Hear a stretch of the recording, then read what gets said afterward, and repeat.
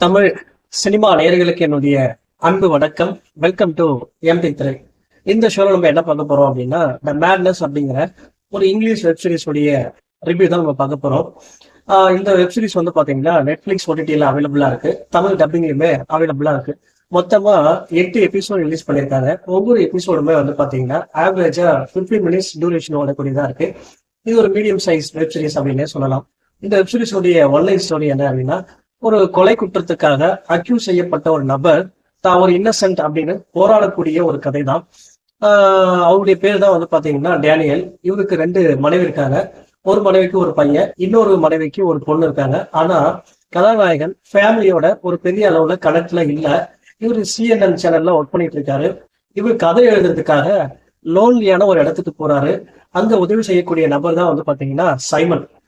Simon டேனியலுக்கு உங்களுக்கு என்ன உதவி வேணாலும் கேளுங்க, நான் செய்யறேன் அப்படின்ற மாதிரி சொல்றாரு. ஒரு கட்டத்துல டேனியல் சைமனை பார்க்க போறாரு. போய் பார்க்கும்போது அவரை யாரோ கொடூரமான முறையில கொலை செஞ்சிருக்காங்க.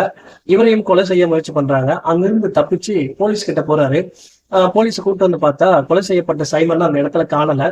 அதற்கு பிறகு என்ன ஆச்சு, இந்த கொலைக்கு பின்னாடி இருக்கக்கூடிய மர்மங்கள் என்ன, டேனியல் தான் சைமனை கொலை பண்ணாரா இல்ல யார் கொலை பண்ணது அப்படின்னு பல விஷயங்களை சொல்லக்கூடிய வெப் சீரிஸ் தான் த மேட்னஸ். இந்த வெப் சீரிஸ்ல நான் லைக் பண்ண விஷயம் என்ன அப்படின்னா, இந்த வெப் சீரிஸ் உடைய ஆரம்பத்திலேயே அந்த டோனை செட் பண்ணிடுவாங்க. அதாவது இது ஒரு பக்காவான கிரைம் த்ரில்லர் வெப் சீரிஸ் அப்படின்ற மாதிரி.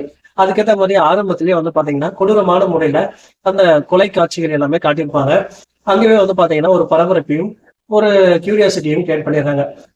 இதற்கு பிறகு வரக்கூடிய எபிசோட் 2 and 3 வந்து பாத்தீங்கன்னா கதாநாயகனை ப்ரே பண்ற மாதிரி ஒரு குரூப் ப்ரே பண்ற மாதிரி காட்டியிருப்பாங்க. அதையுமே வந்து பாத்தீங்கன்னா ரொம்ப சுவாரஸ்யமா ரொம்ப ரசிக்கிற மாதிரி காட்டியிருப்பாங்க.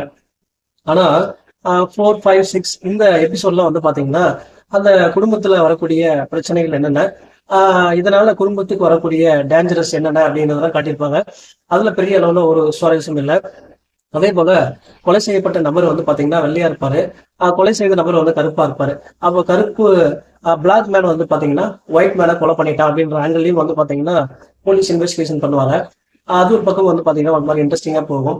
மற்றபடி வந்து பாத்தீங்கன்னா கடைசி எபிசோட்ல தான் வந்து பாத்தீங்கன்னா ஹீரோ தப்பிக்கிறதுக்காக என்னென்ன மாதிரியான ரிஸ்க் எடுக்கிறாரு, அது தப்பிச்சாரா இல்லையா அப்படிங்கிறதெல்லாம் ரொம்ப இன்ட்ரெஸ்டிங்கா சொல்லியிருப்பாங்க. மற்றபடி ஒரு 5 எபிசோட்ல சொல்ல வேண்டியதை மொத்தமா ஒரு 8 எபிசோட்ல சொல்லியிருக்காங்க. ஓவராலா பார்க்கும்போது இது ஒரு ஆவரேஜான வெப் சீரிஸ் அப்படின்னு தான் சொல்லணும். இந்த வெப் சீரிஸ்க்கு நான் கொடுக்குற ரேட்டிங் 5 to 2.5. அடுத்த மாசத்துல சந்திக்கலாம். நன்றி, வணக்கம்.